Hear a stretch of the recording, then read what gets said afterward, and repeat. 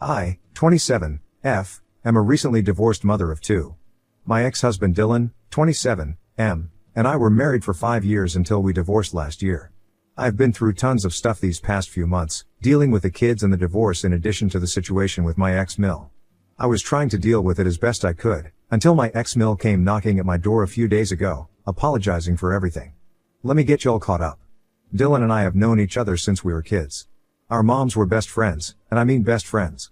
They had grown up with each other, went to school together, and even got married and had kids around the same time. It was one of those rare friendships that come once in a lifetime. They were each other's ride or die, as we say these days. So, it was obvious that Dylan and I also got super close. Our moms would take us on playdates with each other, they'd take turns dropping us at school and picking us up from practice.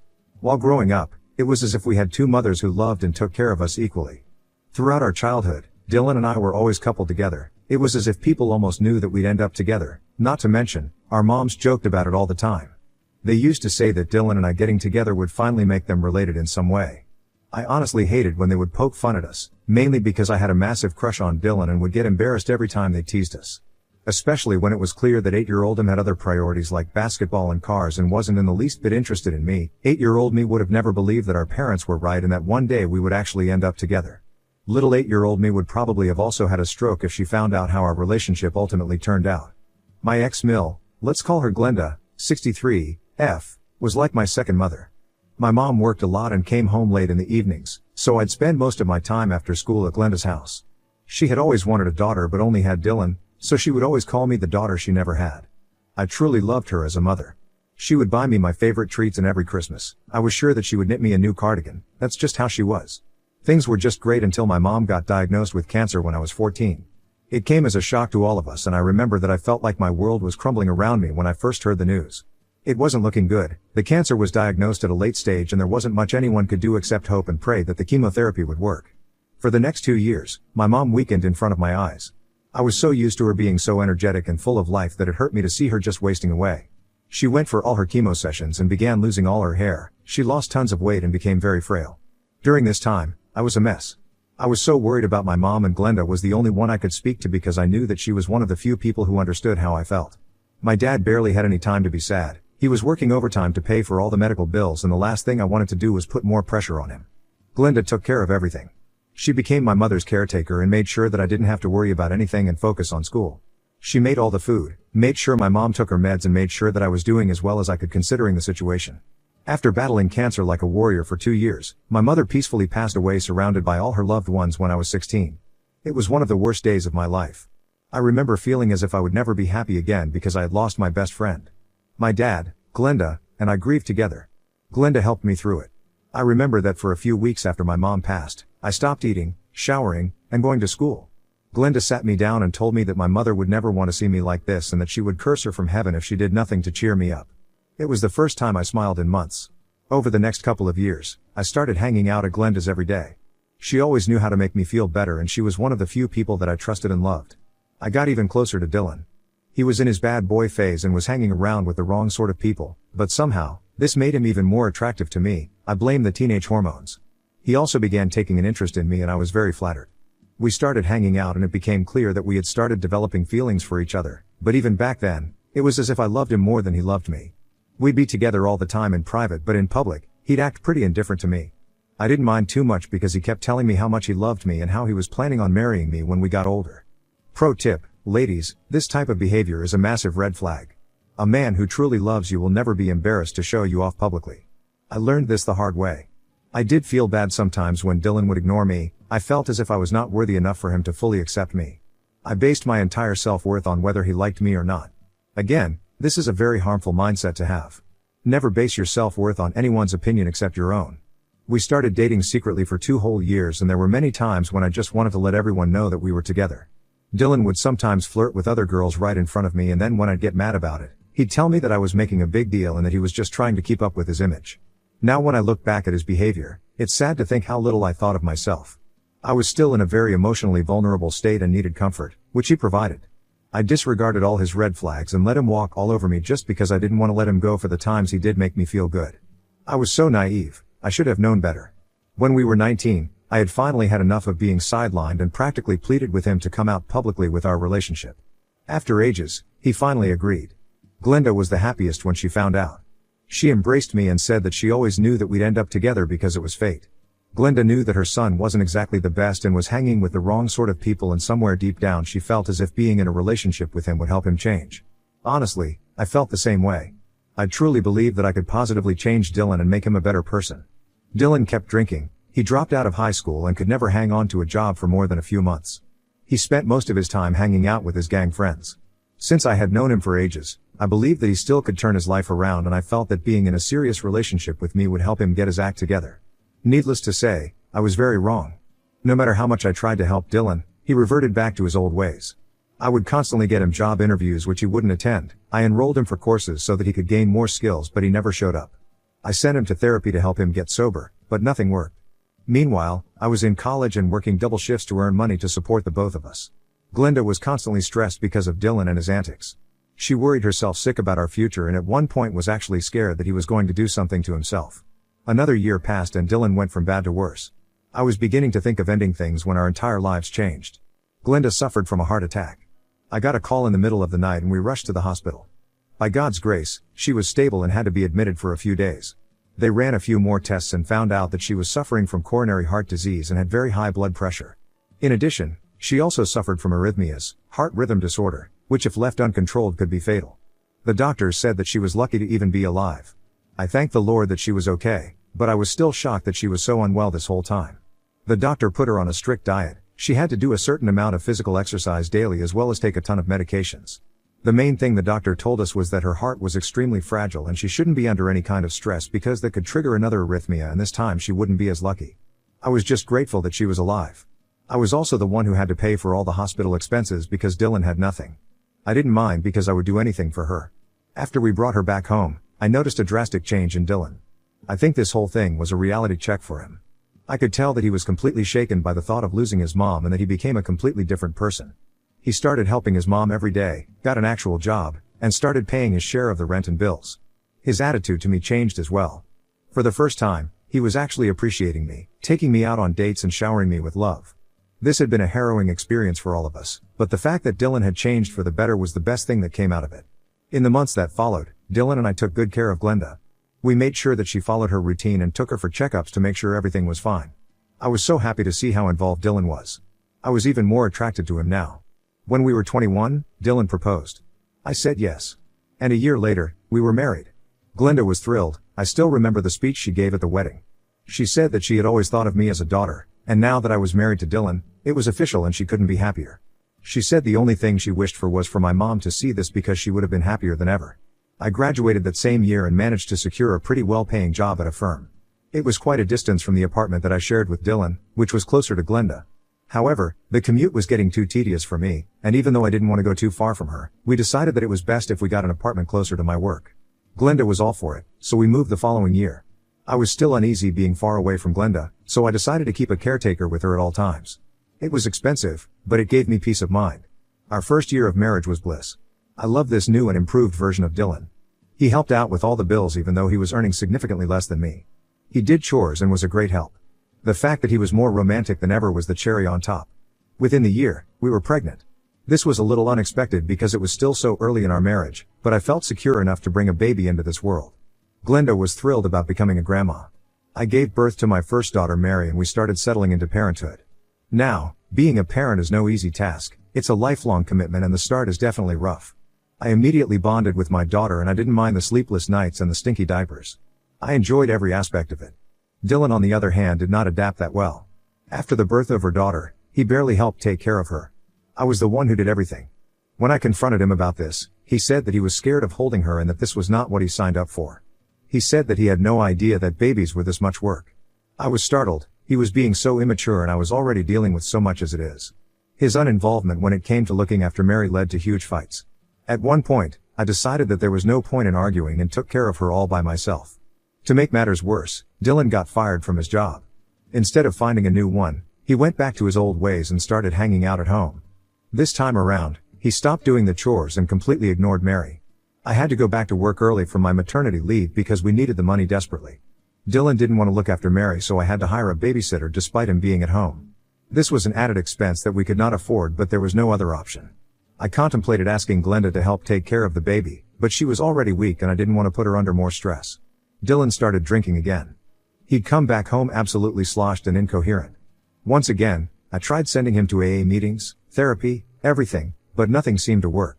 He wasn't getting a job and my patience was running thin. The biggest blow came when I found out that I was pregnant again. We didn't plan this and there was no way we could afford another baby. I was the only one who was working and we were barely scraping by.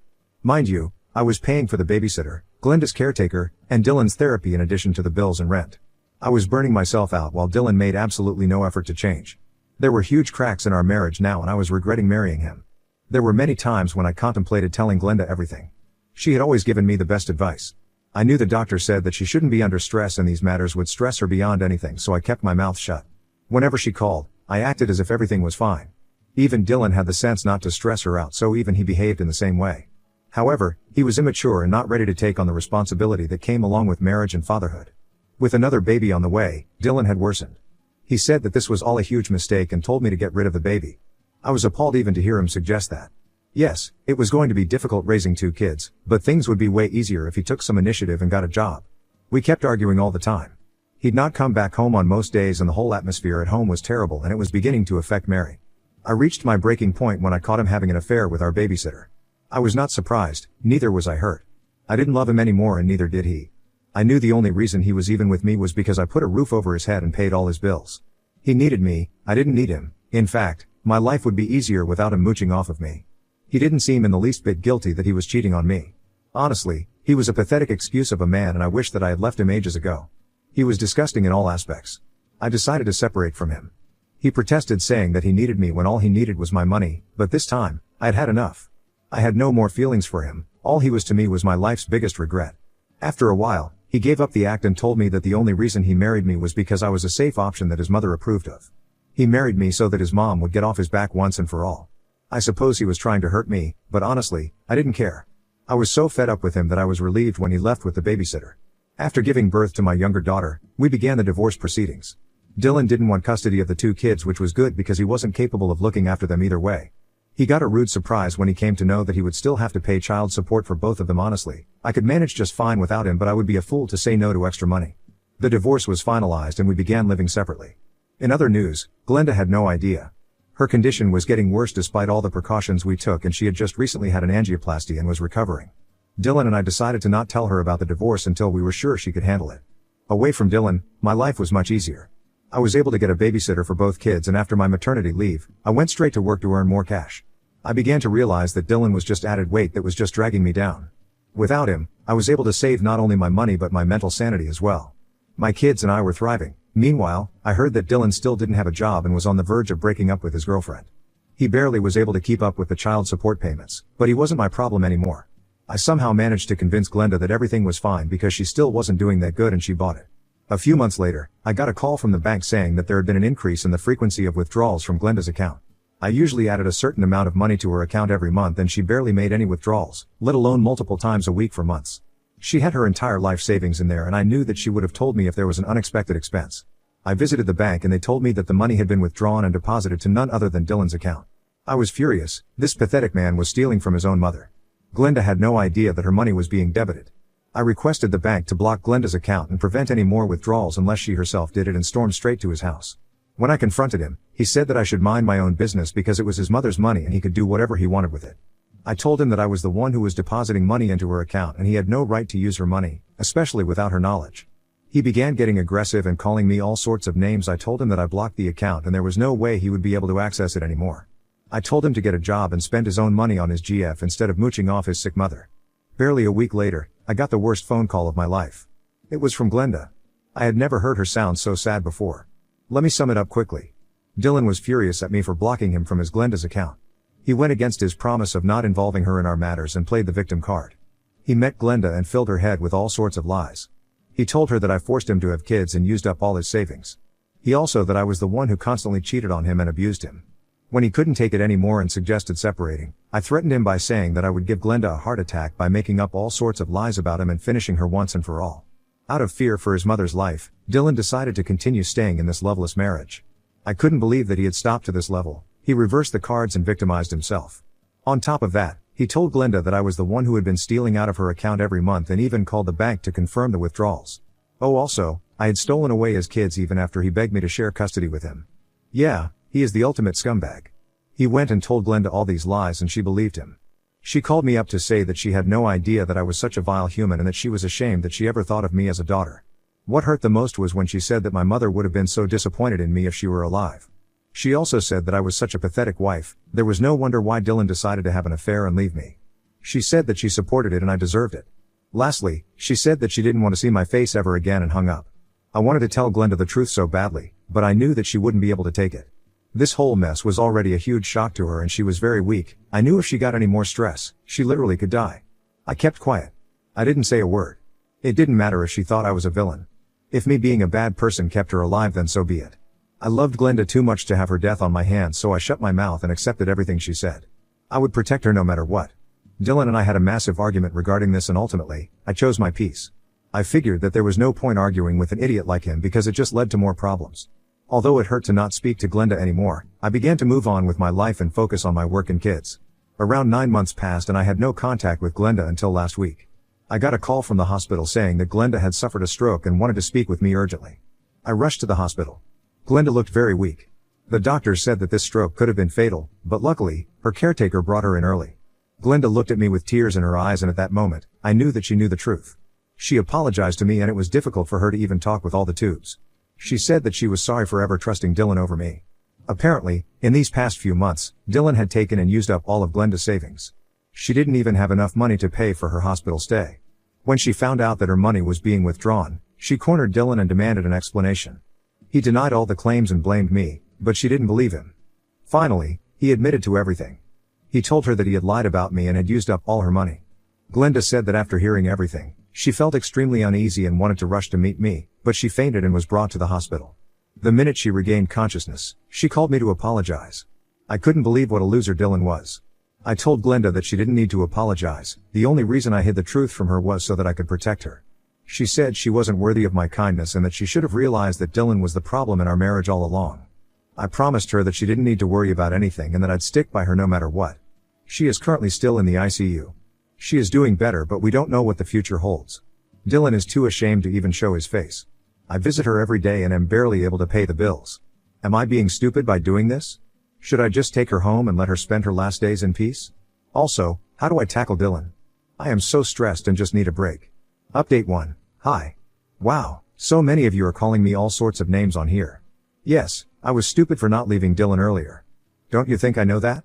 Y'all are being so unnecessarily rude over the wrong things. Dylan literally caused his mother to have a stroke and y'all are just brushing over that and blaming me for random things. Please stop. I have way too much on my plate already.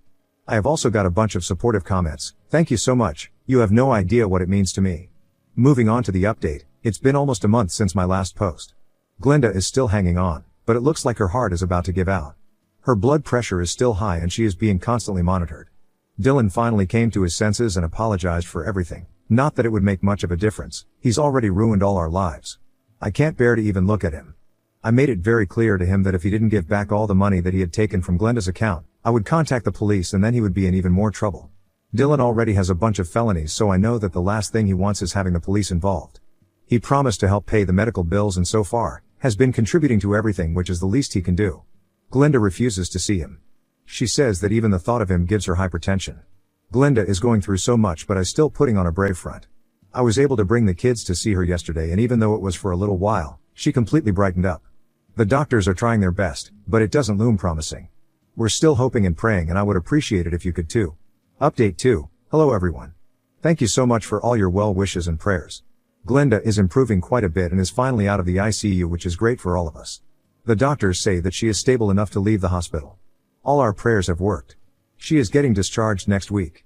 She is still very high risk and doesn't have much time, but she is getting stronger and wants to leave the hospital more than ever. She says that when her time comes, she wants to be at home with her grandkids and not connected to tubes and machines. Surprisingly, Dylan has managed to give back all the money that he had taken. I don't know how long this act is going to last this time, because the same thing happened to him last time as well and we all know how that turned out. Anyway, Glenda and him are still not on speaking terms. I don't think she is ever going to forgive him. I finally feel like Dylan feels guilty for what he has done, but honestly, I am done giving him the benefit of the doubt. he is just facing the consequences of his own actions. Anyway, I'll keep y'all updated. Update 3, hey guys. Sorry, it's been ages since my last update. I've been seeing so many comments asking how Glenda is doing and wondering if everything is okay since I haven't been active on here. Glenda is fine, no, she isn't dead. I saw so many comments saying that she passed away, but no, she is still very much alive. I have also seen many comments asking me to start a GoFundMe for donations for her treatment. While I do support the sentiment, I will not be taking any donations for Glenda. Thankfully I have enough to manage all her bills. Either way, thank you for being so kind and supportive. Like I said, Glenda is doing fine. She got discharged a couple of months ago and is now living with me and the kids at our apartment. I have hired a full-time nurse to monitor her when I'm not home. The nurse also helps out with the kids, which is fantastic. Glenda has been improving day by day. I don't know what it is, maybe it's the fact that she is with her grandkids. Whatever it is, I am so happy that she's okay. She is even walking around and playing with the girls. It brings tears to my eyes whenever I see them together and I just want to freeze the moment forever. Honestly, it's a miracle that we even have her right now. The doctors told us that there was a slim chance that she was even going to be discharged, but here she is, still thriving. We have been inseparable since her discharge and it's as if she's making up for lost time. I'm so happy to have her. Last week, she told me that she should have known that I was protecting her this whole time because that would have been exactly what my mom would have done too. I nearly bawled. As for Dylan, he visits occasionally, but none of us care. He is trying to get to know the girls, but the minute he starts acting funky, he is not going to be in touch with them again. I can't let them go through the trauma that I have been through. Dylan and I are not on good terms, but if he's planning on stepping up to be a good dad, I am no one to stop him. As of now, everything seems to be fine and we're taking each day in stride. I would appreciate it if you continue to keep Glenda in your prayers.